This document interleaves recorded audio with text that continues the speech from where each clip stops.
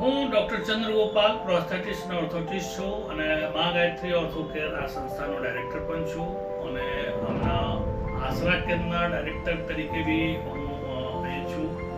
આશરા કેન્દ્ર એટલે ભારત સરકારના એલિમ્કોના authorise sale and service centre છે. એટલે આશરા કેન્દ્ર ખોલવાનો હેતુ ભારત સરકારનો એ છે કે ગામડામાં કે તમામ જિલ્લાના દિવ્યાંગજનો અને સિનિયર સિટીઝનો એમને સરળતાથી સાધન સહાય બિલકુલ મફત મળી શકે અને સર્વિસ પણ મળી શકે.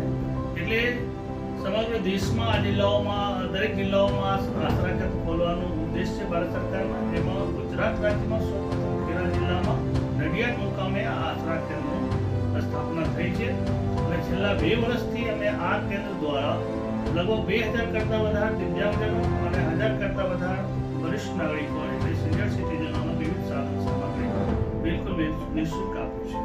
આ સાધન સામગ્રી તમે પણ મેળવી શકો છો. જે જરૂરિયાત લોકો હોય એ અહીંયા રજીસ્ટ્રેશન કરાવે. દરરોજ અહીંયા રજીસ્ટ્રેશન ચાલુ હોય છે. રજીસ્ટ્રેશન પછી એમના એસેસમેન્ટ થાય એટલે ડૉક્ટરી તપાસ થાય. ડૉક્ટરી તપાસ પ્રમાણે જે જરૂરી સાધન સામગ્રી હોય એનો રજીસ્ટ્રેશન થઈ જાય અને 15 દિવસથી મહિના પછી એમને સાધનો સરળતાથી ઉપલબ્ધ થઈ શકે. એમાં ₹1 ખર્ચો આપવો નથી. આના માટે સરકારની જે યોજના છે એ પ્રમાણે અમને 3 કાગળિયા અમને જોઈએ છે. એક તો પહેલાં અમને પહચાન માટે આધાર કાર્ડની અને આધાર કાર્ડ અને પાસપોર્ટ સાઇઝ ફોટા હોય. બીજું UDID કાર્ડ જે સિવિલ હોસ્પિટલ દ્વારા ઇસ્યુ કરવામાં આવે છે. UDID કાર્ડ છે એટલે અને એના સર્ટિફિકેટ હોય, દિવ્યાંગતાનું સર્ટિફિકેટ હોય, જેનું ડાયગ્નોસિસ પણ લખેલું હોય, ટકાવારી પણ લખેલું હોય અને એક આવકનું દાખલા અગત્યનું છે કે જેનું આવક માસિક આવક 22,500 કરતાં ઓછું હોય એવા લોકોના આ સ્કીમનો લાભ મેળવી શકે છે. એમાં 40%થી વધારે દિવ્યાંગતાનો વિવિધ પ્રકારના સાધનો તો મળે છે અને જો ટકાવારી 80%થી વધુ હોય તો એમને બેટરી ઓપરેટેડ ટ્રાયસાયકલ પણ એ બિલકુલ મુફ્ત મળે છે. એ રીતનું સિનિયર સિટીઝન માટે બી રાષ્ટ્રીય વયોશ્રી યોજના છે. આમાં જો તમે આ આખું ડિટેલ માહિતી લખેલું છે. આમાં સિનિયર સિટીઝન માટે બસ 2 જ કાગળિયા જોઈએ. એમના આધાર કાર્ડ જોઈએ અને જેથી એમના ઉંમરનો દાખલો થઈ જાય કે ઉંમર 60 વર્ષ ઉપર છે કે નહીં. અને બીજું એક આવકનો દાખલા જોઈએ જે કે તલાટી, મામલતદાર અથવા ગામડાનું સરપંચ પણ લખીને સર્ટિફાઈ કરી શકે છે.